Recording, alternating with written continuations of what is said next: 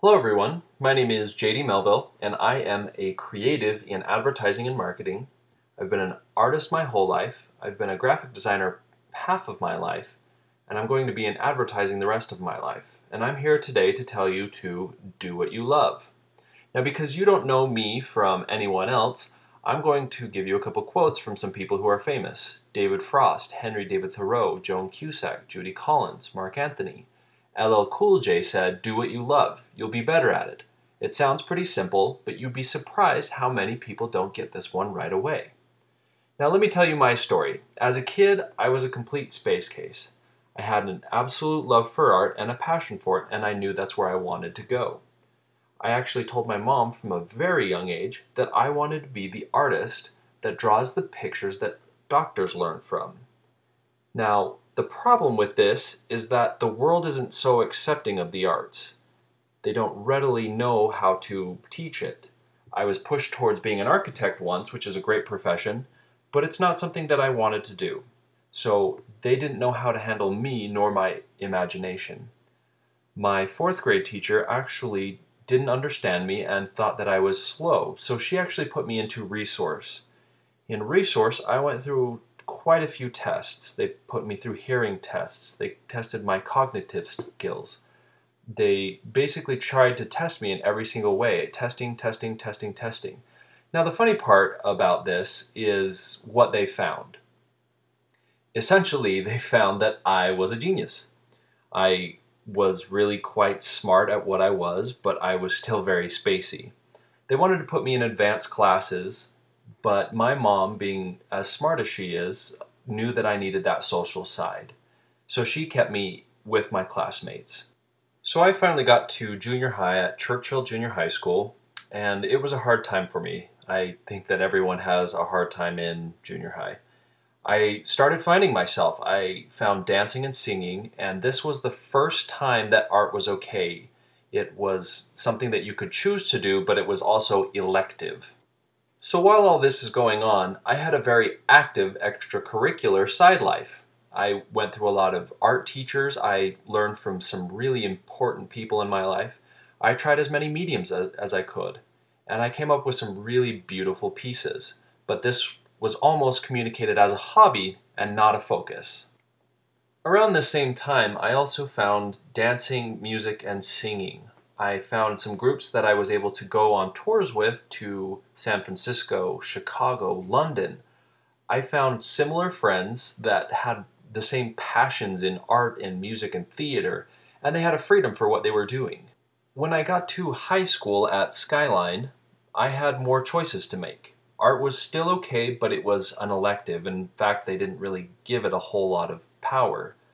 I knew myself a little bit better, but I was still pushed away from doing arts. This was also the first time that I had a taste of graphic design from a teacher who would influence me quite greatly. When I got to college, I had kind of the questions of who do I want to be? What do I want to do? And because the world was pushing me away from the arts, general education is what I got my degree in.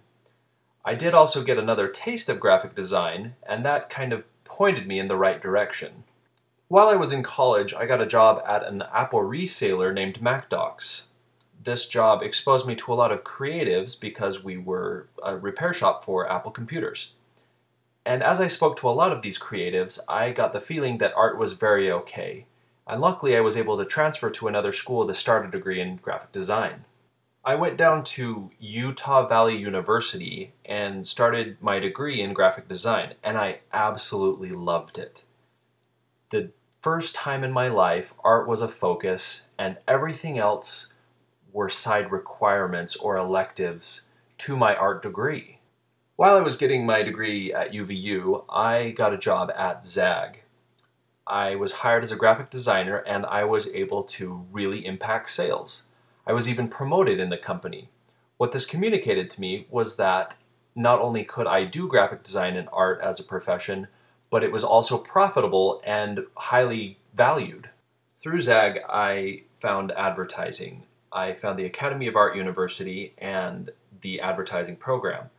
The exciting thing to me was that this roped in all of my passions, my art, my theater, my dancing, my singing, basically everything that I had to keep me excited and fulfilled. I eventually switched jobs again to a company named greenx, and I was hired at a higher position as the director of brand. The great part about this was it was all the fun parts of a company. I got to do packaging, advertising, the messages to all the different channels, and I was involved in really unique ways. And it really taught me a lot about branding. I was able to learn how to bring all these different assets together to make one unique voice and communicate the same thing. It was really quite fulfilling and exciting to be part of something that I impacted in such a great way. Through all of the jobs that I had, I created a lot of contacts of people who appreciated and knew my work. They would hire me as a freelance artist, and I would be doing new things all the time. They would be extremely cool projects, and a lot of them would even be for charitable causes, so I would be contributing to society as well. So I finally found that doing what you love leads you to your position in life. Doing what you love is ultimately rewarding. You get to progress in your passion and you will never work a day. That doesn't mean that it can't be hard or frustrating, but you ultimately are doing the thing that you absolutely love. Now, I speak specifically to the arts because that's where my passion lies. But I do believe that this applies to science, to English. Whatever your passion is, go after it wholeheartedly. You'll be glad you did, and you will absolutely love the life you live. Thanks for taking this moment to watch my presentation.